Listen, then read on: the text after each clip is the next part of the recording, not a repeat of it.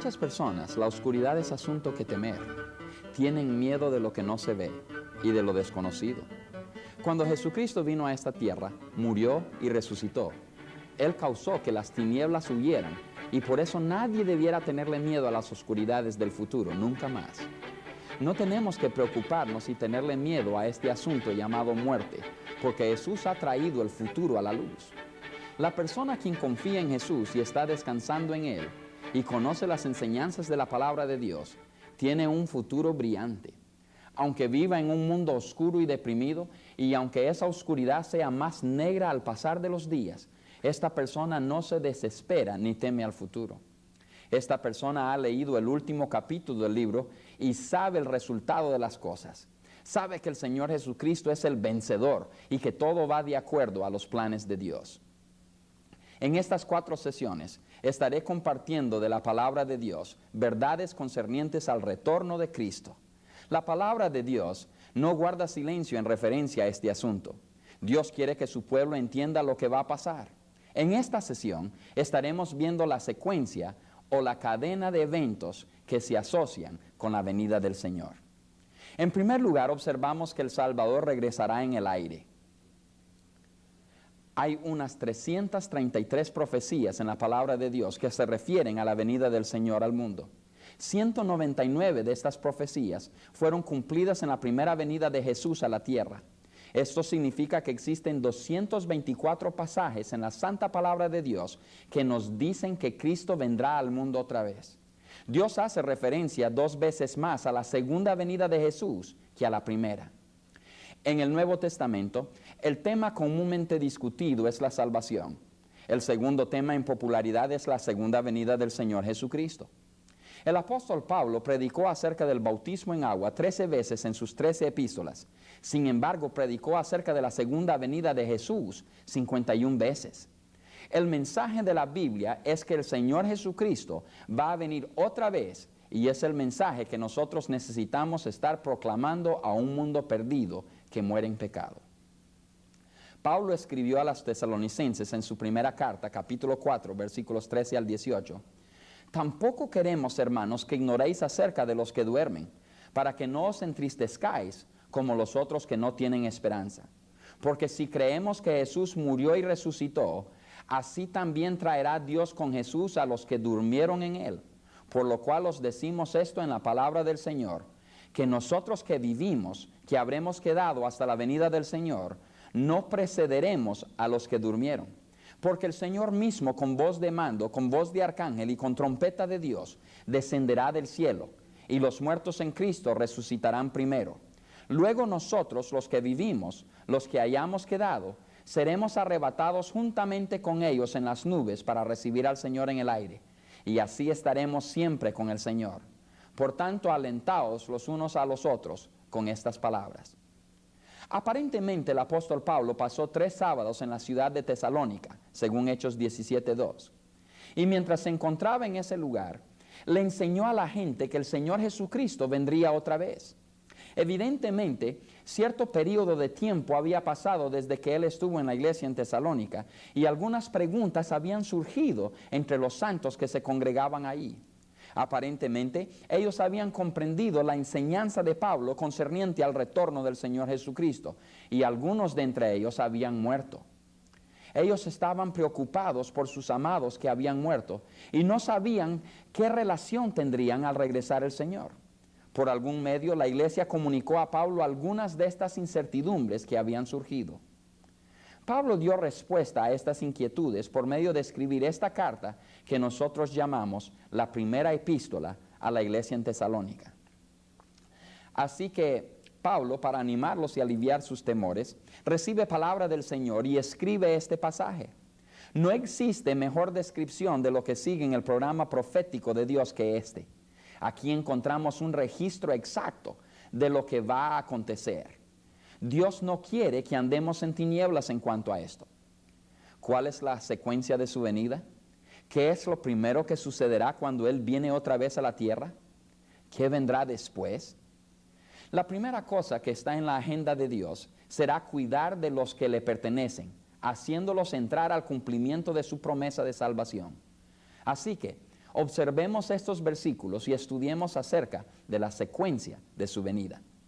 En el pasaje de Escritura que acabamos de leer, la Biblia describe lo que nosotros comúnmente llamamos el arrebatamiento. Este término tiene una base bíblica. El Nuevo Testamento fue escrito en el idioma griego, que fue traducido al latín.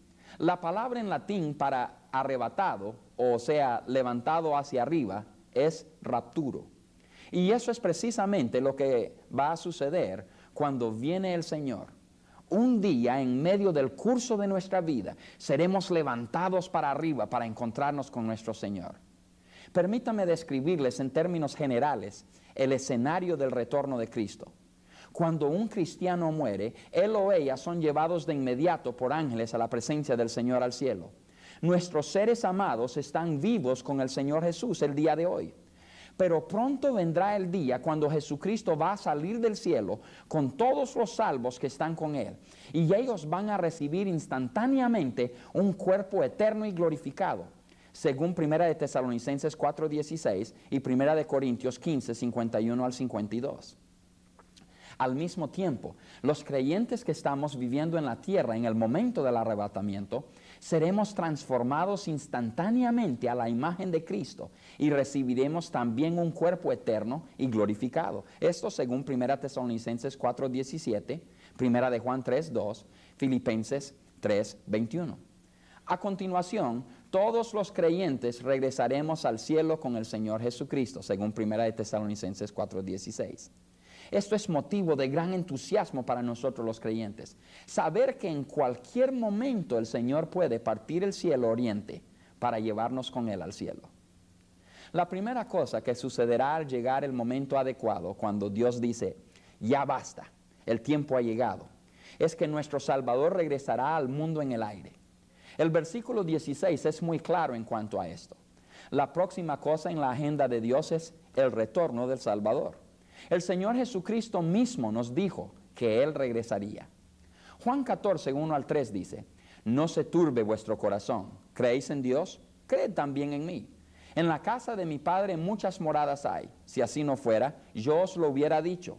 Voy pues a preparar lugar para vosotros. Y si me fuere y os preparare lugar, vendré otra vez. Y os tomaré a mí mismo, para que donde yo estoy, vosotros también estéis. Los ángeles que estuvieron presentes cuando Jesús ascendió al cielo, anunciaron que Jesús regresaría. Y habiendo dicho estas cosas, viéndolo ellos, fue alzado, y le recibió una nube que le ocultó de sus ojos. Y estando ellos con los ojos puestos en el cielo, entre tanto que él se iba, he aquí se pusieron junto a ellos dos varones con vestiduras blancas, los cuales también les dijeron, varones Galileos, ¿por qué estáis mirando al cielo? Este mismo Jesús que ha sido tomado de vosotros al cielo, así vendrá como le habéis visto ir al cielo, según Hechos 1, 9 al 11. Jesucristo nació en Belén y vivió en la tierra por unos 33 años. Murió en una cruz, fue sepultado y resucitó 3 días después. Después de ese tiempo, vivió en la tierra por 40 días más, siendo visto por muchas personas, incluyendo a 500 hermanos al mismo tiempo en una ocasión. Ahora, había llegado el momento de Jesús dejar a sus discípulos y ascender al cielo. Todos estaban sobre el monte de los olivos. Mientras que los discípulos hablaban con Jesús, Él comenzó a subir al cielo. No me puedo imaginar lo que sentirían los discípulos en ese momento, cuando el que había vivido con ellos y ministrado a ellos por los últimos 3 años, fue arrebatado de su presencia. Los ángeles que se les aparecieron dijeron a los discípulos que ese mismo Jesús que había nacido en Belén y que había muerto en la cruz del Calvario iba a regresar. Los ángeles también dijeron que Jesús regresaría de la misma manera en que se había ido. Si Jesús va a regresar de la misma manera en que se fue, entonces mi siguiente pregunta sería, ¿cómo es que se fue? En primer lugar, quiero que notemos que Él se fue visiblemente. 5 veces nuestro texto menciona que los discípulos estaban mirando a Jesús con sus ojos cuando ascendió. Visiblemente se fue de la tierra y si va a regresar de la misma manera en que se fue, va a regresar visiblemente. Esto es importante porque los testigos de Jehová dicen que Jesús regresó a la tierra en 1874 de manera invisible. Esto no puede ser verdad, porque Jesús va a regresar visiblemente. En segundo lugar, creo que Jesús fue al cielo corporalmente. Las Escrituras nos señalan que después de la resurrección, Jesús tenía cuerpo. Jesús invitó a Tomás a estrechar su mano e insertarla en las heridas que le hicieron los clavos en sus manos y en la herida que una lanza hizo en su costado, según Juan 20, 26 al 28. Es importante que Jesús regrese en cuerpo porque el movimiento de la nueva era no está esperando al Jesús histórico, sino al Espíritu de Cristo, que según ellos será reencarnado en el cuerpo de otro hombre. No, mis amigos. El mismo Jesús que habitó aquí en la tierra en su cuerpo resucitado, con las cicatrices en sus manos y costado, es el Jesús que regresará. Tenía un cuerpo cuando subió al cielo y tendrá el mismo cuerpo cuando regresa. También observó que Jesús regresó al cielo con gran triunfo. Subió al cielo habiendo triunfado sobre el pecado, la muerte, la tumba y el diablo.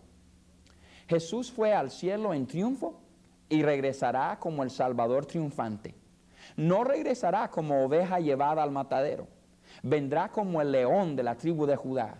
Así que observamos que Él fue al cielo literalmente, visiblemente, corporalmente y triunfantemente. Y de esa misma manera regresará.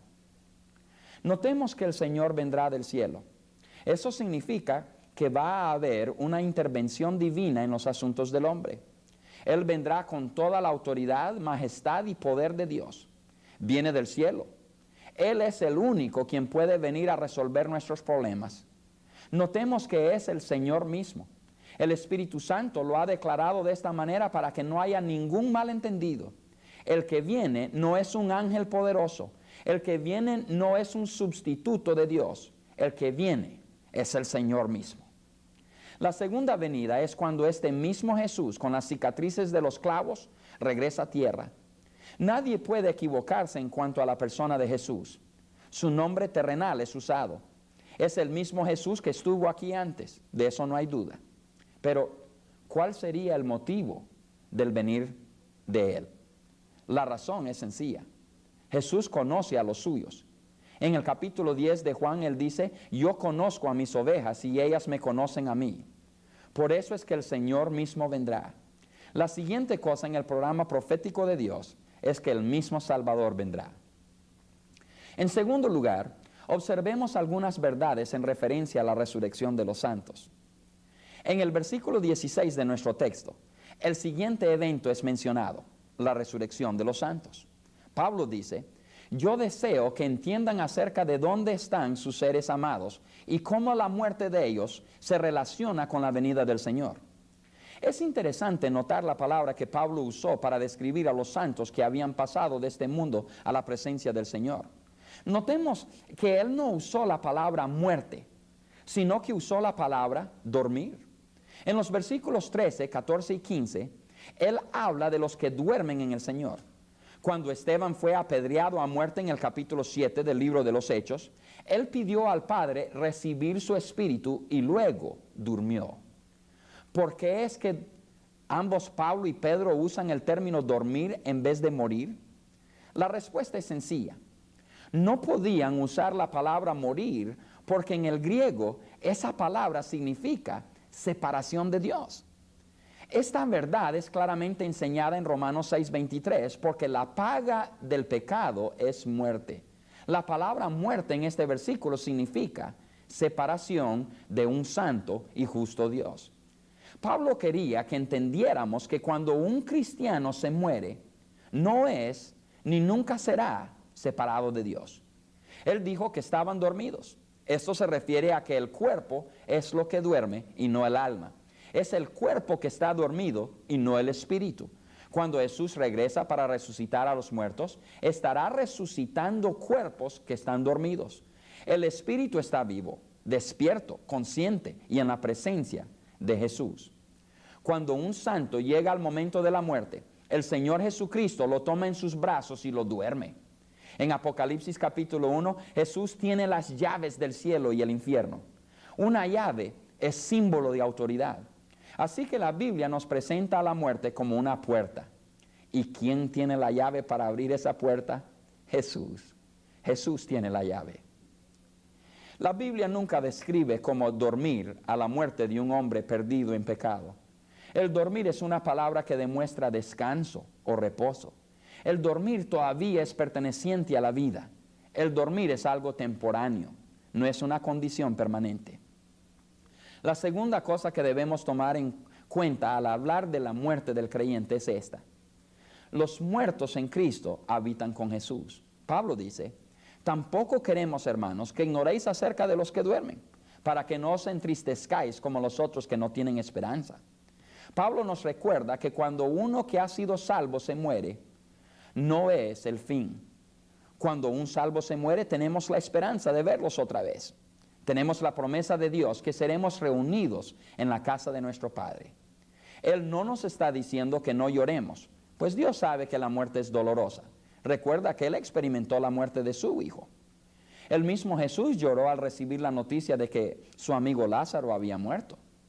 Pablo le estaba diciendo a los miembros de la iglesia en Tesalónica que sus seres queridos, que eran salvos por gracia de Dios, estaban en la presencia de Jesús y que la separación de ellos solo sería por un tiempo.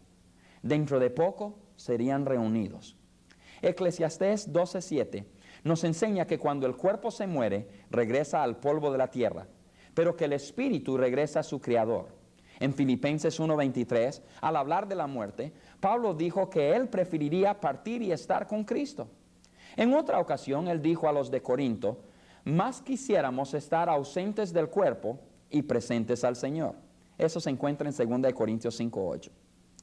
La persona que muere en Jesús va directamente a la presencia del Señor. La persona que muere sin Cristo va a un lugar de tormento. Pablo literalmente está diciendo, no llores como lo hacen los que no tienen a Jesús en su corazón. Ellos se ponen tristes porque no tienen ninguna esperanza de volver a ver a los suyos, pero nosotros sí. Como cristianos, o estamos aquí en la tierra o estamos en la presencia de Jesús en el cielo. No existe un lugar intermediario. O estamos con los santos en vida o estamos con el Señor en gloria. Solo existen dos lugares donde el cristiano puede estar, aquí o allá. No existe tal lugar como el limbo o el purgatorio. Los muertos en Cristo resucitarán primero. Jesucristo va a descender del cielo y el arcángel gritará. Miguel es el único ángel en la Biblia que ha sido designado como arcángel, Judas 9. Quizás existan otros arcángeles, pero las Escrituras no nos hablan de ellos. Notemos que no solo gritará el arcángel, sino que también sonará la trompeta de Dios. Las Escrituras no nos dicen quién sonará la trompeta, solo nos dice que sonará. Pablo dice que oiremos el grito del arcángel y que la trompeta sonará, y entonces resucitarán los muertos en Cristo. Al regresar Jesús de los cielos, traerá consigo las almas de nuestros seres queridos. En ese momento ellos recibirán un cuerpo nuevo, un cuerpo eterno. En este cuerpo ellos vivirán por la eternidad. Dios levantará el cuerpo de los que han muerto y los transformará en un cuerpo nuevo. ¿Qué clase de cuerpo será? Será incorruptible, no volverá a morir, será un cuerpo glorioso. Seremos cambiados en un abrir y cerrar del ojo, obteniendo un cuerpo al igual que el de Jesús. La resurrección es como sembrar una semilla en tierra. ¿Qué sale? La semilla, claro, pero tiene otra forma, es diferente. Nunca nos hubiéramos imaginado que una semilla tan pequeña pudiera producir un árbol gigantesco. Eso es lo que sucederá con nuestros cuerpos. Ese cuerpo viejo es sembrado en la tierra, pero resucitará a un cuerpo glorioso, mucho más glorioso de lo que podríamos imaginar.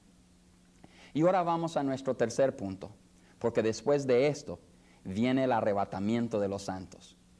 2 veces Pablo habla de los santos que quedan con vida, o los que permanecen con vida. El versículo 17 habla del arrebatamiento. La palabra arrebatamiento lleva la idea de llevarse a la fuerza. Es la idea de capturar algo a la fuerza. Recuerda que dijimos que Jesús descendería en el aire. El aire o la atmósfera que rodea el mundo está bajo dominio del diablo. Es su territorio. Pero Jesús va a entrar a territorio del diablo. Va a entrar a ese territorio y nos va a llevar a la fuerza a nosotros. Y no hay nada que el diablo podrá hacer para detenerle. Si el Espíritu de Dios vive en nosotros por medio de la fe, no habrá poder en el mundo que podrá detenernos de subir a nuestro Señor. También significa llevarse con rapidez.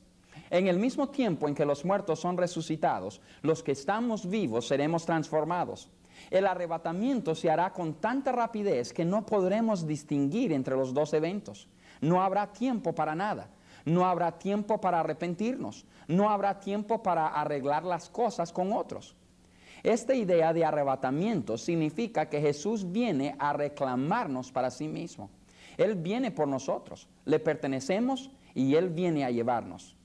El cuarto evento mencionado en el versículo 17 del pasaje es una reunión en el aire.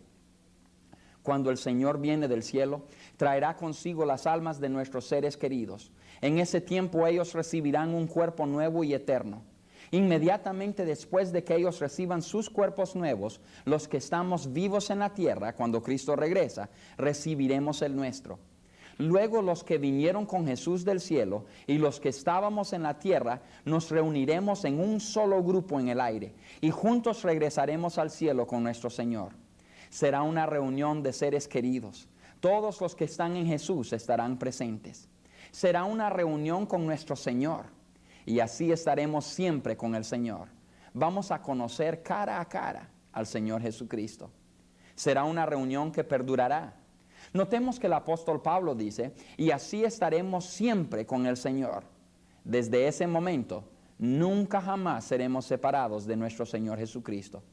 Es en ese momento cuando todo el dolor, enfermedad, muerte y sufrimiento dejarán de existir. Aleluya.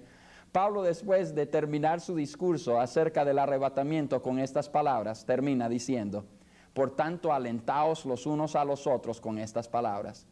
El mensaje de que Jesús viene otra vez, de que los salvos en Jesús que han muerto están en su presencia, de que pronto seremos reunidos con ellos otra vez y de que muy pronto vamos a vivir todos juntos en la presencia del Señor, da ánimo.